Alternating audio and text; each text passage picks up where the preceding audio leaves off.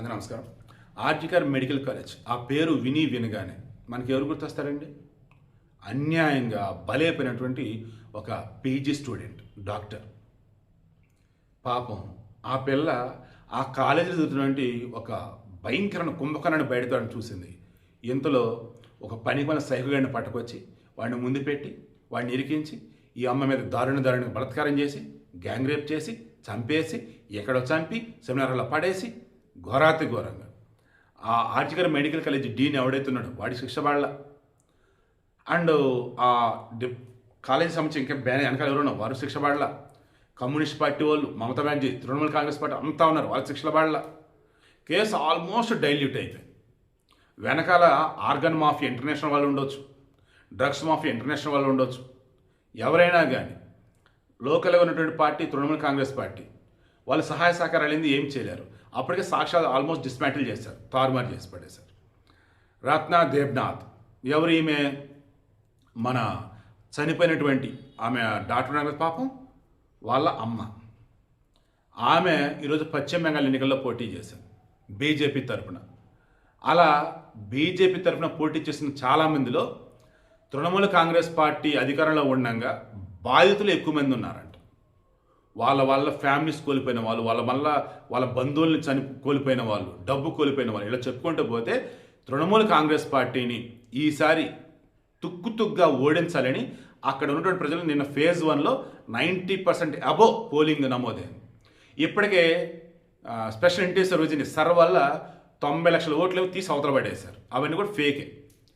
ఇప్పుడు రెండో ఫేజ్ వచ్చేసి రేపు 27, 29 పోలింగ్ ఉంది. మే 4న కౌంటింగ్ ఉంది. మామూలుగా అయితే పశ్చిమ బెంగాల్లో 6 ఫేజులు 8 ఫేజులు ఎలక్షన్ జరిగేదట.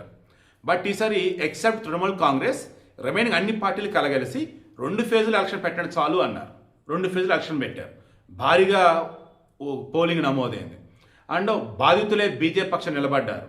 ఇంకా చెప్పాల్సి వస్తే Trinamool Congress party already 3 terms నుంచి ఉంది. అంటే 2011 నుంచి వాళ్ళే అధికారంలో ఉన్నారు. వాళ్ళ అరాచకాలు అక్రమాలు అన్ని ఇండిగా నిన్న క్లియర్గా మోదీ కూడా ఎన్నికల ప్రచారం అక్కడ చేస్తూ చెప్పున్నాడు. ఎవరైతే వేరే దేశాల నుంచి వచ్చి ఇక్కడ బతుకుతూ ఉన్నారో వారికి శాశ్వత పౌరసత్వం కల్పిస్తామన్నారు. ఎవరు వాళ్ళు? ఆల్రెడీ గతంలో చెప్పారు, సిటిజన్స్ అమెండ్మెంట్ యాక్ట్లో క్లియర్గా చెప్పున్నారు. భారతదేశానికి చుట్టుపక్కల దేశాలైనటువంటి బంగ్లాదేశ్ కానీ, పాకిస్తాన్ కానీ, ఆఫ్ఘనిస్తాన్ కానీ, నేపాల్ కానీ, నేపాల్ హిందూ దేశం ఇబ్బంది ఏమైనా కానీ ఈ దేశం నుంచి వచ్చే వాళ్ళలో ఎక్సెప్ట్ ముస్లిమ్స్ రిమైనింగ్ అందరూ కూడా పౌరసత్వం కల్పిస్తామని చెప్పారు. మరి ముస్లిమ్స్ ఎందుకంటే బంగ్లాదేశ్ ముస్లిం దేశం, పాకిస్తాన్ ముస్లిం దేశం, ఆఫ్ఘనిస్తాన్ ముస్లిం దేశం, వాళ్ళకి ముస్లిమ్స్ కంటే ఇబ్బంది లేదు. మిగతా మతాల వారిని, హిందువులని, క్రైస్తవులని, బౌద్ధులని, జైనుల్ని, సిక్కులని నరక యాతన చూపిస్తూ ఉన్నారు వాళ్ళు. అందుకు అటువంటి వాళ్ళు ఇక్కడ చాలామంది ఉన్నారు. వాళ్ళకి మేము అండగా ఉంటామన్నారు. ఈ రోహింగ్యాలు, బంగ్లాదేశ్, పాకిస్తాన్ మిగతా బ్యాచ్ నుంచి ముస్లిమ్స్ ఉన్నారే వాళ్ళని ఈసారి ఏరేస్తారు. సో అంతిమంగా పశ్చిమ బెంగాల్లో బీజేపీ విజయ్ దుందుబి మోగించబోతా ఉంది. దానికి బెస్ట్ ఎగ్జాంపులే నేను నమోదైనటువంటి పోలింగ్ శాతం. ఆల్రెడీ పోలింగ్ ముందే మమతా బెనర్జీ పిచ్చిగా బిహేవ్ చేసింది. ఆ వీడియోని అటాచ్ చేస్తాను చూడండి. పశ్చిమ బెంగాల్లో బీజేపీ గెలవటం దేశానికి అవసరం. అలాగే తమిళనాడులో ఎన్డీఏ గెలవటం ధర్మానికి అవసరం. సరే తమిళనాడు ఎలాగొన్నా సరే వీ కెన్ మేనేజ్. బట్ పశ్చిమ బెంగాల్లో తృణమూల్ కాంగ్రెస్ పార్టీ ఓడిపోవటం అత్యవసరం, దేశం చాలా ముఖ్యం. ఆర్జికర్ మెడికల్ కాలేజ్ ఆసుపత్రిలో చనిపోయినటువంటి ఆ డాక్టర్ నాకు చూసారా, వాళ్ళ అమ్మ రత్న, ఆమె గెలిచింది అంటే ఆల్మోస్ట్ పశ్చిమ బెంగాల్ మొత్తం గెలిచినట్టే. ఇన్ కేసు ఆమె ఒకవేళ ఓడిపోయిందని అనుకుందాం. ఎందుకంటే దిక్కుమాల చాట్ జీపీటీలో మరి ఎవడిచ్చోడు ఏంటో తెలియదు కానీ కోడింగ్ ఆమె ఓడిపోయిందంట. అరే మే 4న రిజల్ట్ నేనంటే అవునా, రిజల్ట్ మే 4న అవును, కానీ నాకు ముందే తెలుసు ఆమె ఓడిపోయిందని చెప్తున్నాడు పిచ్చిగా. టెక్నాలజీ మీద పూర్తిగా డిపెండ్ అవ్వకుండా క్రాస్ చెక్ చేసుకోండి. ఇందుకే ఆమె నిలబడి నియోజకవర్గం కావాలి కదా, పనిహతి అని వెస్ట్ బెంగాల్ నియోజకవర్గం పనిహటి. ఓకే, ఖచ్చితంగా అక్కడ ఆమె విజయ దుందు మోగించింది. మే 4వ తారీఖున తృణమూల్ కాంగ్రెస్ పార్టీ కకా వికలమైంది, బీజేపీ జెండా రెపరెపలాడేది. ధర్మం అక్కడ అద్భుతంగా అందరి చేత శభాష్ అనిపించుకునేది.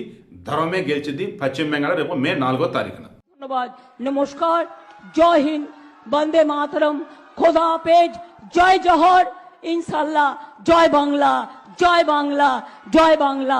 আবার দেখা হবে, ফির মিলেंगे। राहे गुलशन तो फूल खिलेंगे और जो फूल खिलेंगे और रहा तृणमूल तो फिर मिलेंगे। अनेक अनेक धन्यवाद। नमस्कार।